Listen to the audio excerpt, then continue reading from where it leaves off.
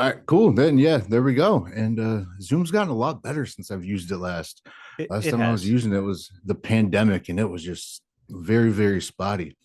But Probably because anyways, everyone was using it at that time. yeah, yeah, everybody had to use it at that time, definitely. Right. All right, well, we got it going.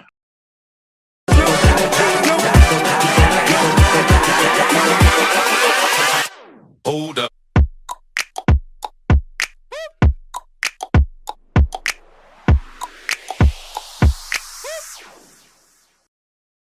All Mike, right. it's great to get you on here. It's good to meet you. Great to As meet we were you. just talking, I met you through some documentaries on YouTube, through Kai Greene. Right. So I met Right. his work, and I've kind of been out of the bodybuilding world for quite a while, maybe about a year or so, and Okay. I've just stepped away from it and focused on fighting, MMA and Muay Thai, Gotcha. and coming back to it and kind of running it across something that you were in was the new Kai Greene documentary. So had to get you on, had to meet you. So thank you for coming on. Absolutely. Thank you for having me. I'm always enthusiastic to talk about my projects in any Yeah. capacity. Yeah, your projects got me through some weird times, to be honest. That's why it was very I wanted to speak to you directly. Was a time when I found the Kai Greene documentaries, I was going through like a pretty rough period of my life, and it was like seeing somebody else go through something similar. Mhm. Obviously I'm not from Yeah. Brooklyn, and didn't go through everything that Kai went through, but Right. to see somebody else's story of pain being portrayed and him going through it definitely helped me and inspired part of this podcast. So you've had quite an inspirational, thing to me. So I wanted to see Well, that's how nice you to hear. get. Yeah, Let me just say, yeah. those Kai Greene videos, I've gotten a lot of feedback like that from people. Mhm. Once I started putting them out there, I was getting emails from people like, "You've helped me." And I don't take it personally because a lot of it Yeah. obviously has to do with what Kai put on the screen, what I was able to put on the screen with Kai. But they would reach out to me and say, these videos have helped inspire me, helped change my Mhm. life, helped get into shape, but also helped them through some emotional times. And that's a really good feeling to be able to do that. And I didn't anticipate that this would be the result of those videos, but I'm really glad that it turned out that way. Yeah, it's well, in watching the videos, it's not just a video about Kai. It almost feels like you're there with him, kind of. You're kind of talking through everything, and Mhm. it feels like you're there as well. So let's just kind of dive into this. And Sure.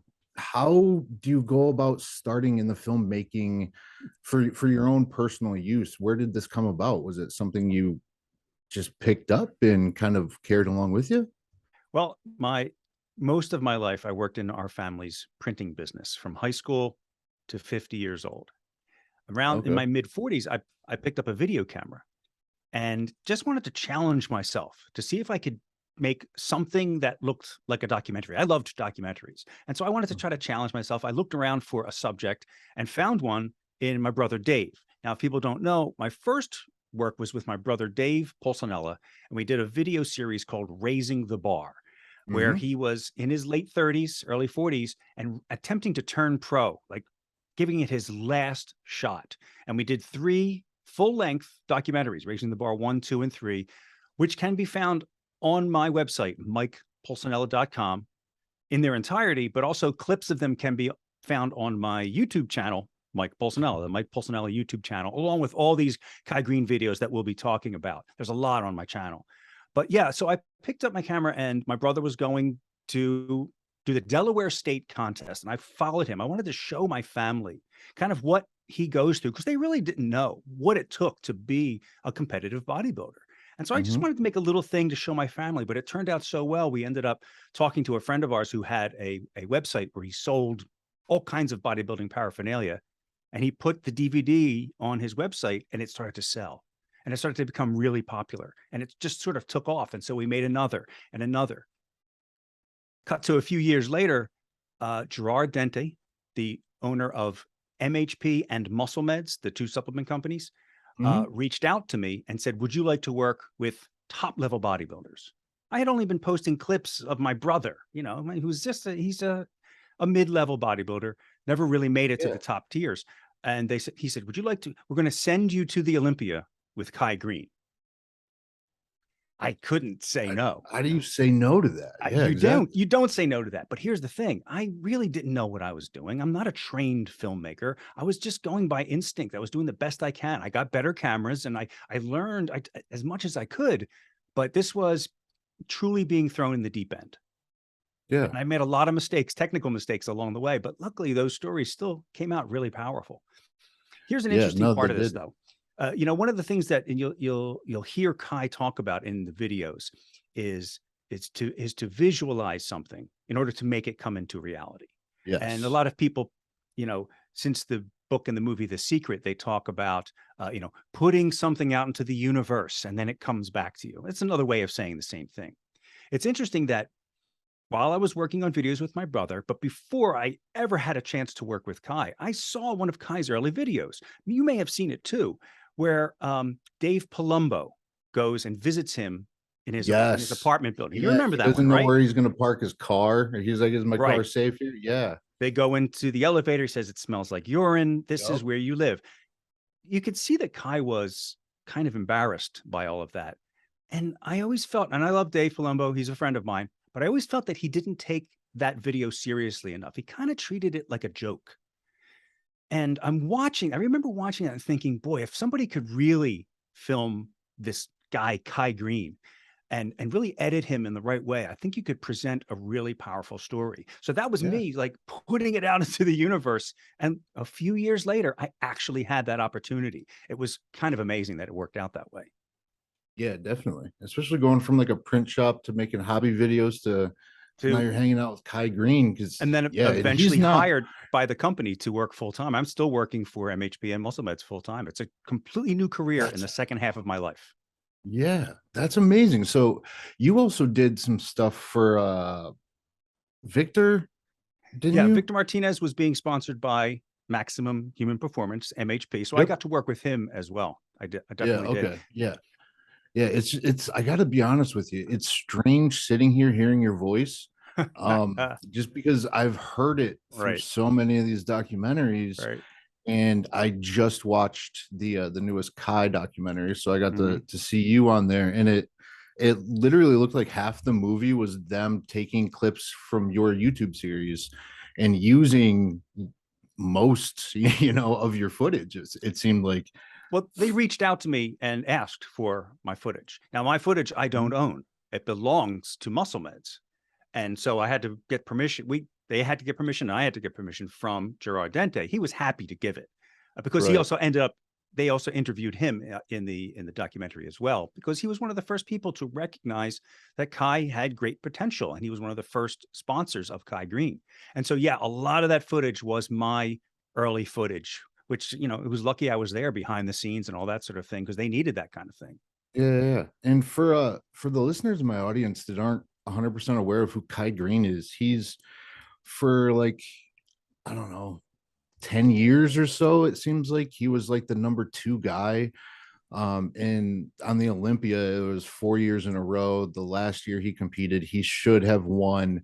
I mean, this is just my personal opinion, but when Phil's gut is like so distended I that you know. can't even see his middle abs, Right. like he shouldn't have even been in the top 5. Dexter was way beyond what he was at that point, and he still beat him. But yeah, so Kai Greene has If I been had to this describe Kai very Greene to people who don't know who he is, yeah, go please. he's a very unusual bodybuilder in Yeah, that yes. he comes from kind of what they used to call in a nice way a storied past. He has, some things in his past. He was an exotic dancer for a while, and that Hmm. has sort of haunted him in his life Yeah. quite a while. And they address that in the video, in the new documentary. But he utilized some of the things he had learned dancing on stage into his bodybuilding posing Yeah. routines. And that's why his routines were Yeah. different than anyone else's. And he has incredible muscular control and great dance moves. It's really interesting to watch. That's how he burst on the scene. He was also incredibly huge and got bigger and bigger, and then was vying for the top spot, Mr. Olympia, against Phil Heath year after year after year, but never could quite beat him. Yeah, he never really could quite beat him, and I feel like he needs to come back, especially after watching that documentary and hearing Phil say, like I want him to come back. Where's my Yeah, why? Like I need a reason to do this, and so right. let's kind of like take that where's my why into your work with Kai, because there's no way that you can work with Kai without asking why 1,000 times. I've Absolutely. I've just watched his speeches. He'll just sit there with a phone, and it makes you definitely think. So how many things did you pick up from him, and that you still kind of carry today, and do you still have a relationship with him? And then I kind of want to talk about just you instead of you and Kai, but That's fine. um yeah, kind of how does that relationship kind of like budded since then?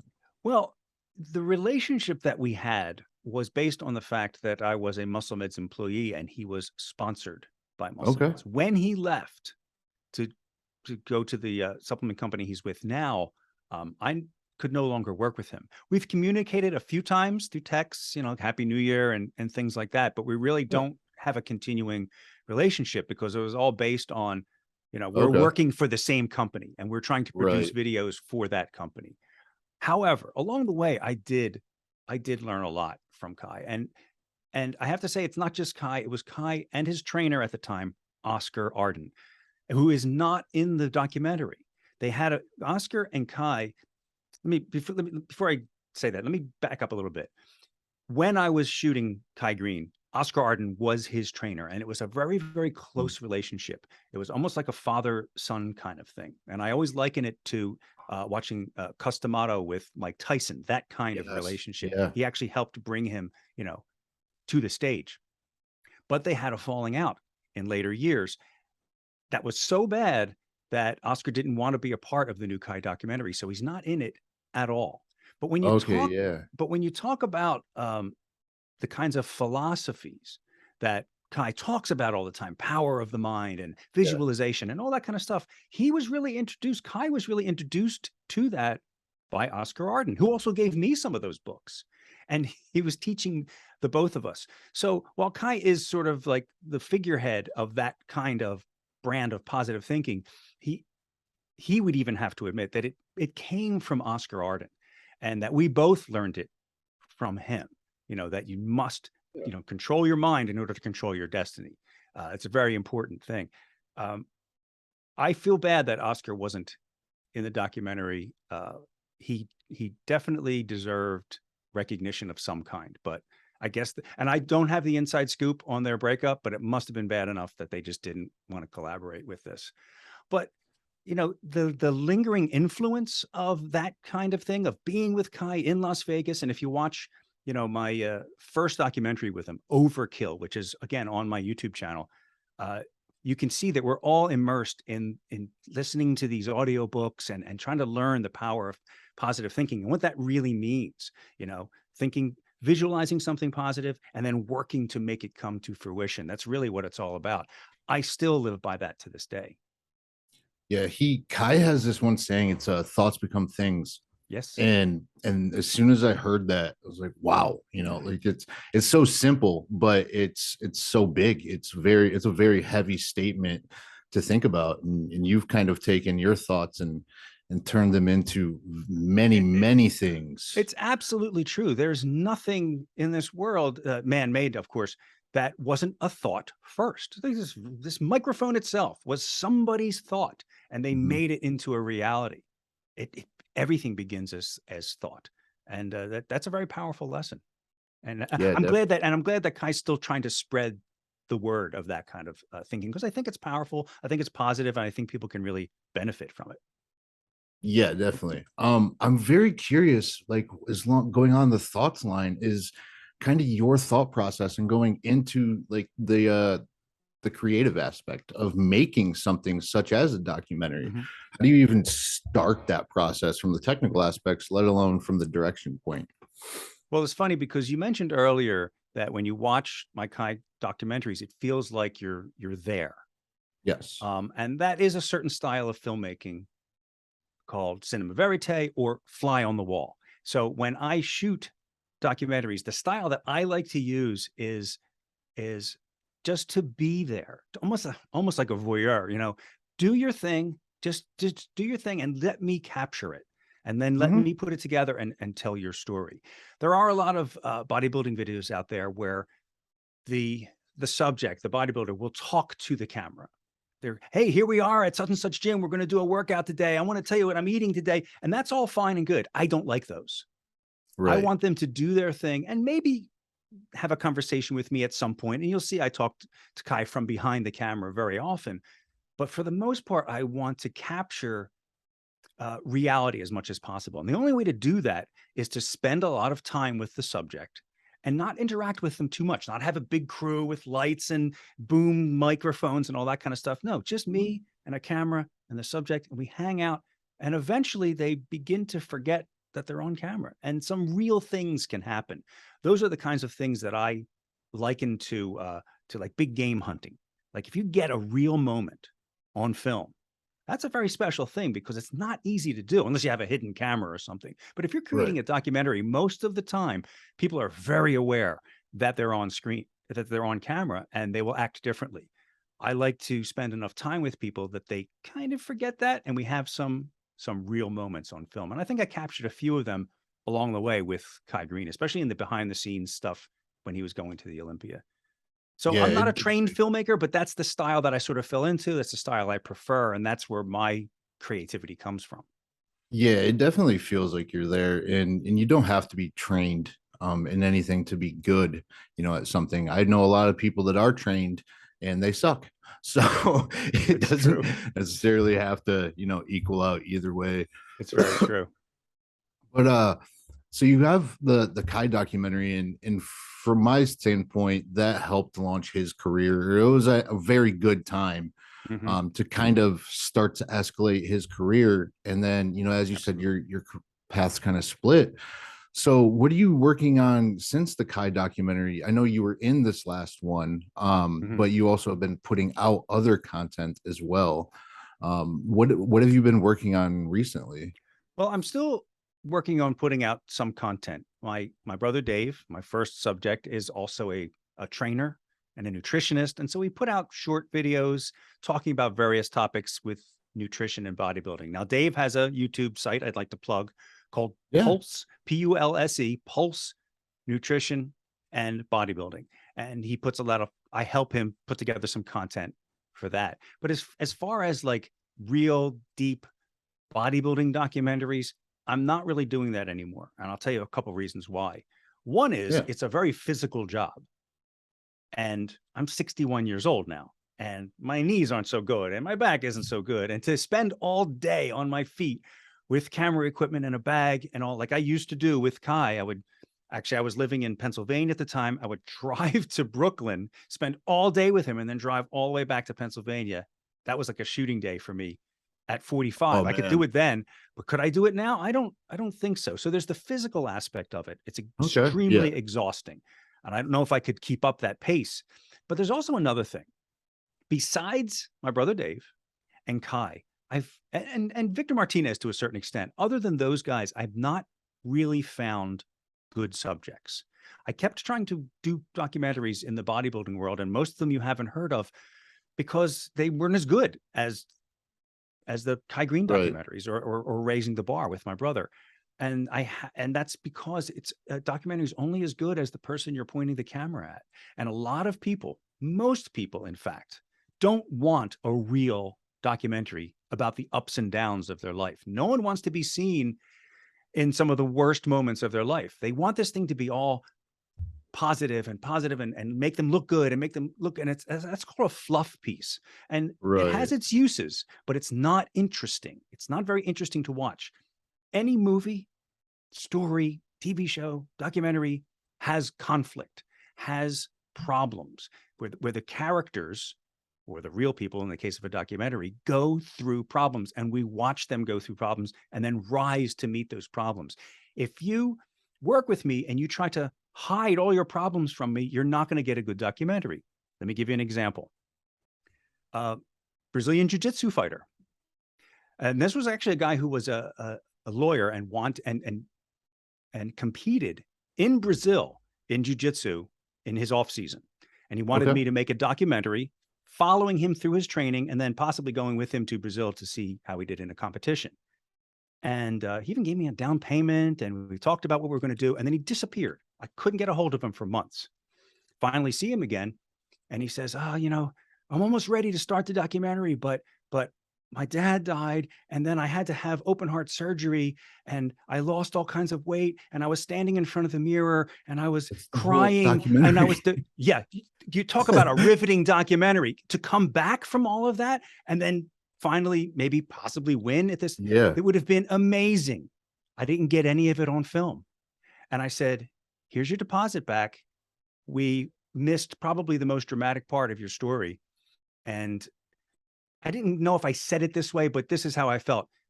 If you thought that that wasn't worth putting on film, you don't understand how I work. You don't understand what makes a good documentary. And we're going to be at odds through the whole thing. And it's not going to turn out good anyway. I don't want to take your money to do that. Yeah. No, I That like wasn't that it. though. That wasn't an isolated incident. I had other bodybuilders who were like hooked on drugs and had to go through rehab and then went on to win bodybuilding competitions, and they wouldn't let me show the bad stuff.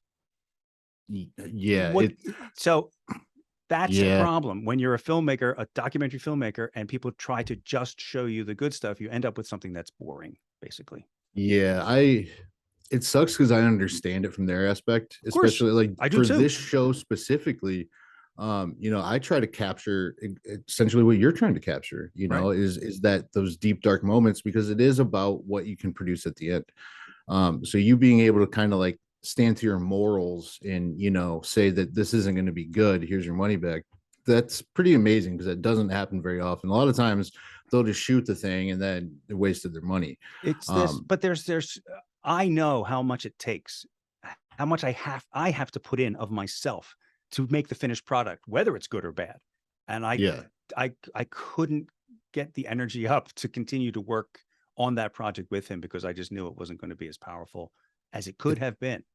yeah, it sounds like it would have been really good, especially going through all those things. And then, I mean, I fight jiu-jitsu myself, so watching those things on Flow Grappling would have been amazing to have a Of course. documentary like that. And unfortunately, even myself, like I've had a pretty shitty past, pretty shady. I've had to go to rehab and things like that. And so Mhm. I understand the wanting to guard Of the course. history, and it almost makes it seem like it never happened, and you don't want people to use that as a weapon against you, but it Absolutely. is kind of hard to Then don't be a weaponize. documentary subject. Yeah, yeah, exactly. The thing with that is it's almost like if you tell everything that you've done, you can't really hurt me with something that I told you about. That's a great So point. that's kind of the angle that I'm trying to get at. That is a great Um, point. yeah, but yeah, it's amazing talking to you, man.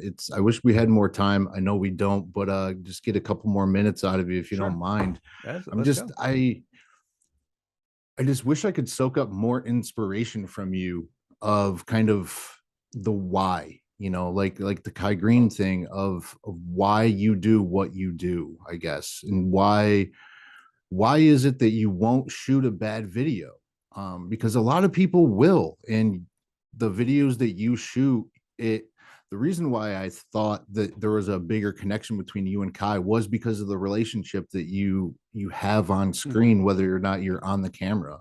Right. It does translate to you having a relationship with him. Yeah, but there's also the business aspect. And when he went to that other supplement company, he just simply couldn't work with me as Oh long as yeah, I worked with the previous 100%. Yeah. company. There's just that part of it. The why, though, that's a good question because that's the thing that I always ask my subjects. That's the thing I want to know. Like why Hmm. not only what do you do, but why do you do it? And I think that's what sets some of my stuff apart from others because a lot of other bodybuilding videos are what I call sets and reps videos.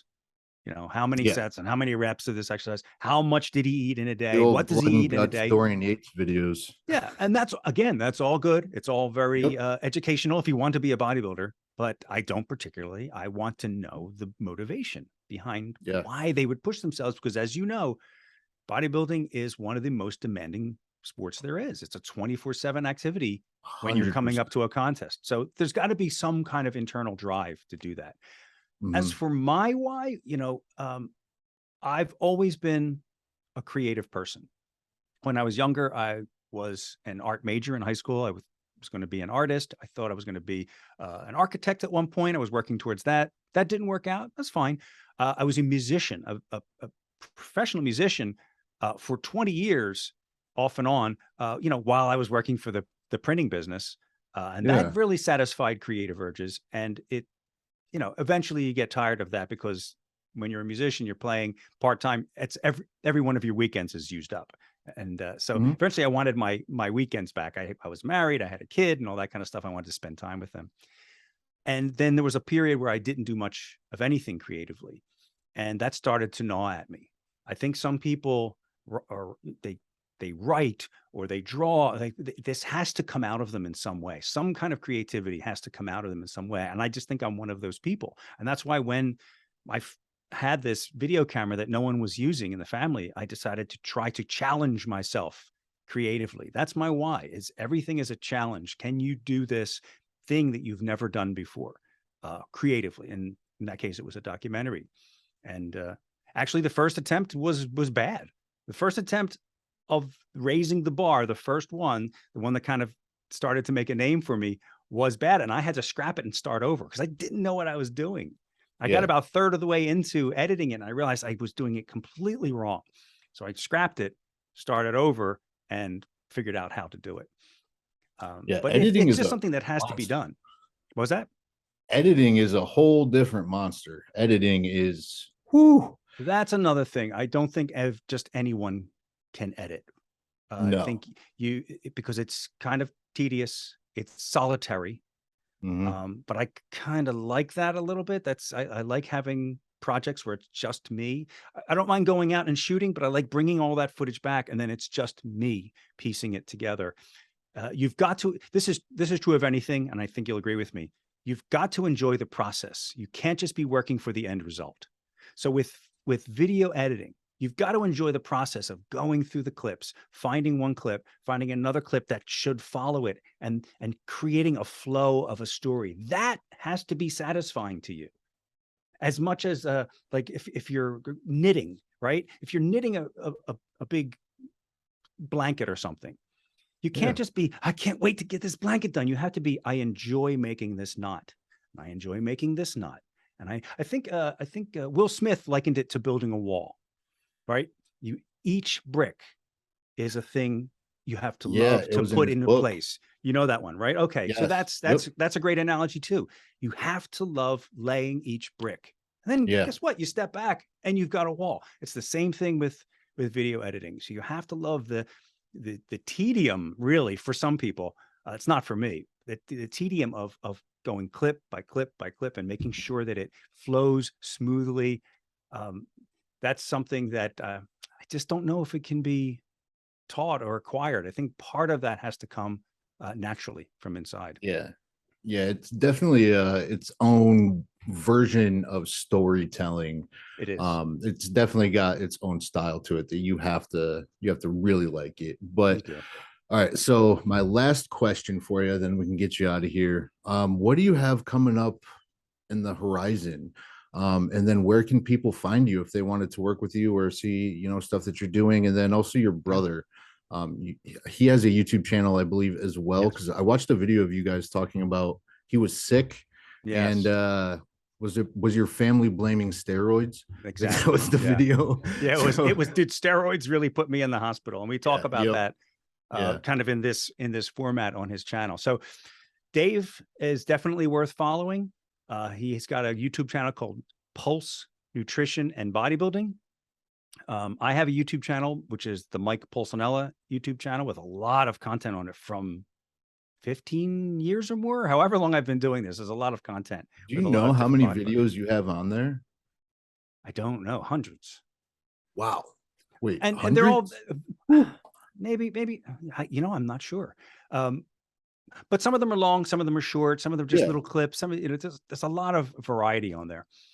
Um, I've also been producing podcasts. Now, this isn't in the bodybuilding world, but I want to mention them because I think that they're interesting. And if there are people who are listening who are Yeah. interested, they can follow these podcasts. Well, one of them is kind of in the bodybuilding and strength world, and it's called uh, oh, sorry, I blanked out for a second. It's called Legends of Iron.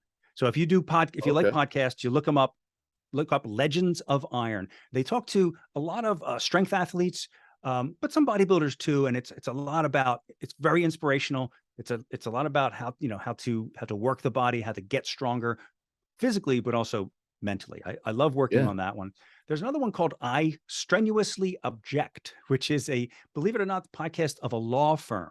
So there's a lot of good information on their podcast about, if you have to go to a deposition, how do you get prepared for a deposition, things I'm like that. studying for the LSAT right now. There you go. So Follow I perfect. Strenuously Object. So that's Gonna. great.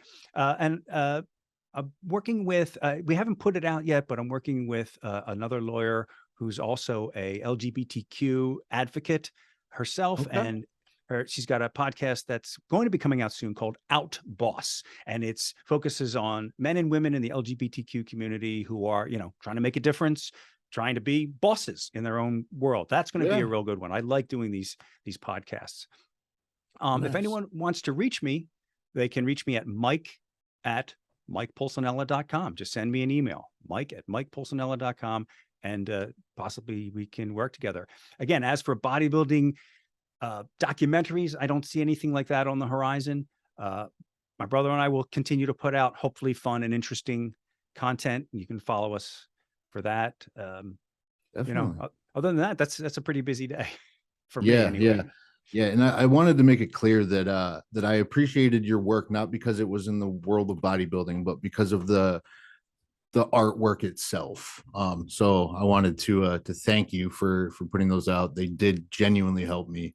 I know they're helping other people, and I'm definitely gonna go check into some of these hundreds of videos you had. I've dove into a little bit, but just the bodybuilding stuff.